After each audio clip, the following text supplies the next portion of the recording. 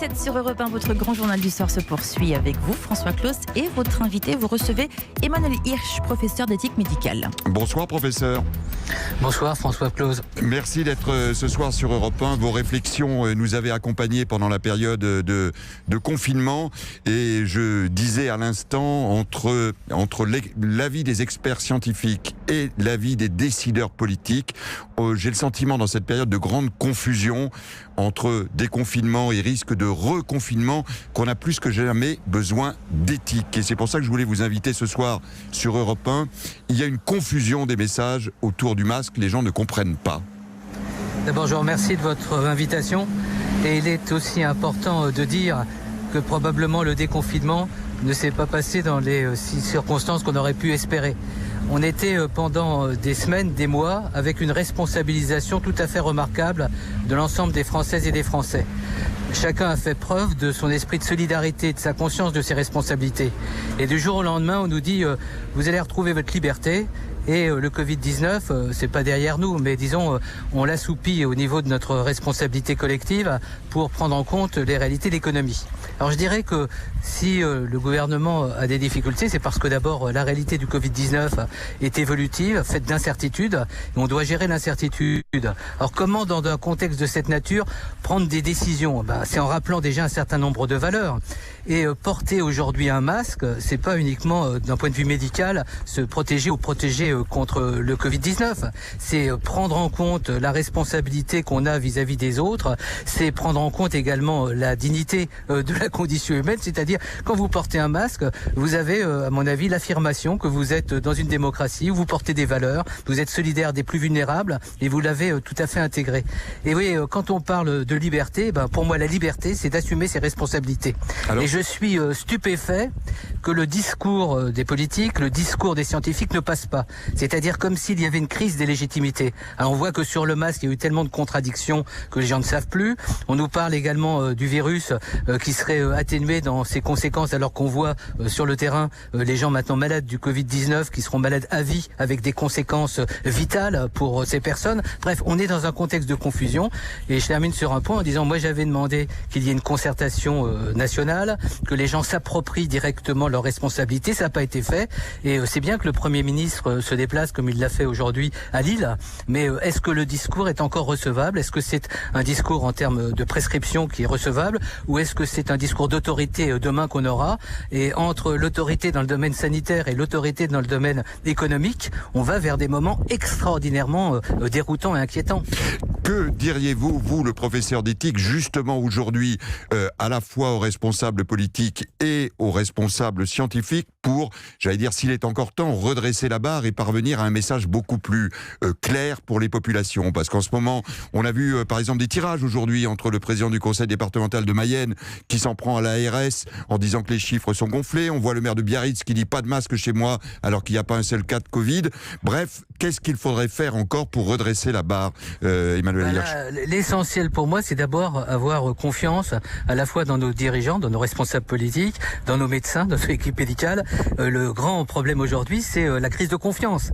C'est-à-dire, on va avoir demain le sauve qui peut. Si demain, on se retrouve avec une résurgence du Covid-19 en termes pandémiques, ça sera le sauve qui peut. C'est-à-dire, ce qui s'était si bien passé pendant le confinement a été d'une certaine manière dilapidé au niveau, à mon avis, de ce qu'on aurait pu en tirer dans la mobilisation des uns et des autres, des unes et des autres, après le confinement. Donc moi, je pense que le premier point, c'est surtout de faire confiance dans ceux qui aujourd'hui ont autorité parce qu'ils ont une certaine un sens de ce qu'est l'intérêt général et de ce qu'ont les valeurs à préserver.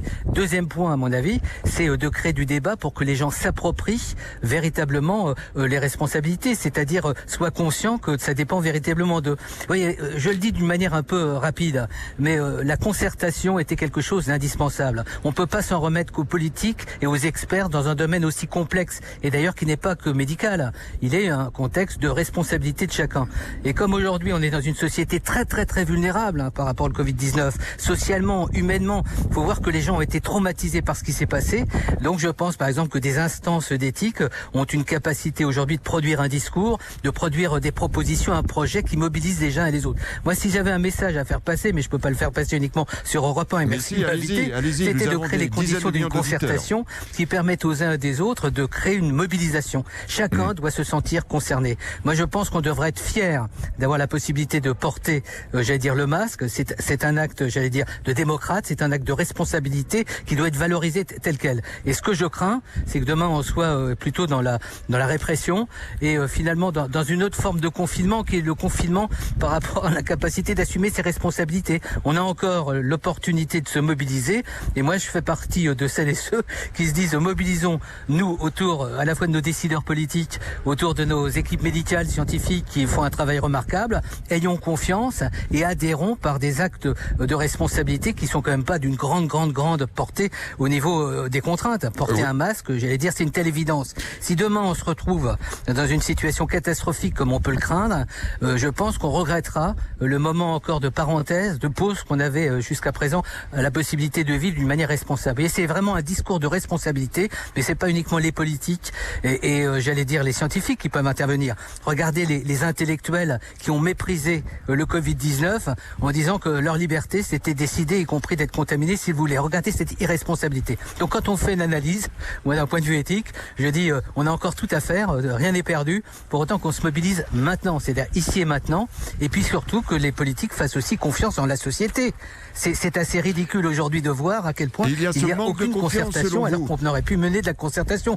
On l'a fait sur le climat, on a fait une convention sur le climat, on sait qu'on va être confronté dans les années qui viennent aux conséquences du Covid-19 et on reste statique en attendant des décisions politiques ou des décisions législatives. Moi je pense qu'il faut vraiment également que le gouvernement prenne conscience qu'il y a une société qui se mobilise à travers ces intelligences auxquelles on a rendu hommage pendant des mois et qu'on méprise aujourd'hui. C'est-à-dire qu'on nie totalement. Et je pense qu'il y a toutes sortes d'interlocuteurs, de compétences, y compris dans le milieu associatif, qui pourraient être aujourd'hui des relais peut-être beaucoup plus légitimes, beaucoup plus crédibles que les propos du Premier ministre, quelle que soit sa qualité. Et je remarque qu'effectivement, il tient un discours volontariste et je lui rends hommage. Votre propos est très dur là vis-à-vis des autorités.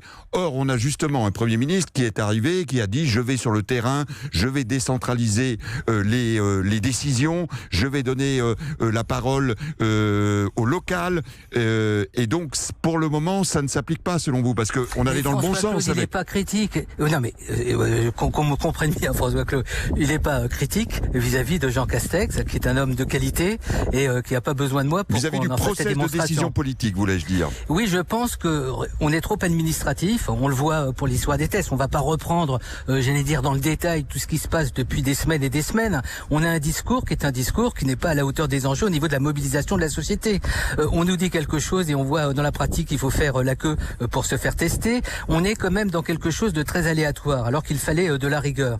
On a eu la chance d'avoir avec Jean-François Delfraissy et les équipes qui travaillaient avec lui un conseil auprès du gouvernement qui a donné un certain nombre de préconisations d'orientation et qui avait évoqué tous les scénarios possibles.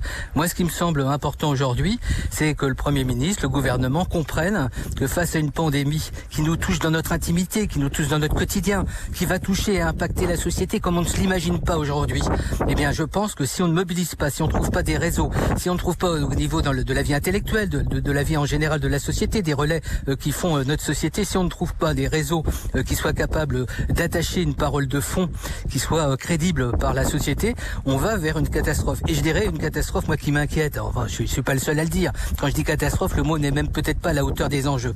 Mais imaginez la crise demain si on doit reconfiner. Alors qu'on voit déjà le désastre de la période du confinement. Alors tout le monde dit non, on le fera jamais. Mais si on n'a pas le choix. Voilà, il faut qu'on soit réaliste et qu'on soit responsable. Moi, ce qui manque, c'est un discours de responsabilité. Et je dis, si le Premier ministre il me demandait mon avis, je lui dirais qu'il y a pas mal d'instances qui pourraient être aujourd'hui mobilisées, pas uniquement dans les instances éthiques, mais il y a aussi toute la dimension religieuse, spirituelle, philosophique, et qu'on s'en remette pas aux intellectuels qui nous trompent en nous disant, vous savez, le Covid-19, c'est moins important que... Il y a rien là. Pour les personnes qui sont des endeuillées aujourd'hui, pour les personnes qui sont les victimes en réanimation, pour les personnes qui vont vivre à vie avec les conséquences du Covid-19, c'est pas la rigolade, et ils ont du mal à comprendre à quelle société ils appartiennent si les valeurs de la solidarité, les valeurs de la dignité ne sont pas au rendez-vous. C'est pour ça que c'est pas uniquement un morceau de tissu, le masque. C'est un symbole fort de notre adhésion à ce qu'est une république responsable. On a eu la chance, pendant quand même la période du confinement, d'avoir le gouvernement qui rappelle nos valeurs au niveau de la solidarité vis-à-vis des plus vulnérables. Aujourd'hui, ceux qui font le frais et qui feront les frais demain aussi de notre inconséquence, c'est les plus vulnérables. Donc on doit défendre. Et la liaison s'est coupée. Malheureusement, on a senti que cette liaison était un petit peu difficile avec le professeur Hirsch, qui était, vous l'avez compris, loin de Paris et dans une zone plutôt venteuse. Il a eu, avec sa faconde, son énergie et ses convictions, le temps de nous le formuler ici sur Europe 1. Et désolé, chers auditeurs, pour la qualité un peu médiocre de cette liaison, mais vous l'avez compris, l'essentiel était dans le fond du propos et nous l'avons bien reçu. Je remercie le professeur Emmanuel Hirsch, professeur d'éthique médicale, je rappelle, à la faculté de médecine de l'Université de Paris-Saclay.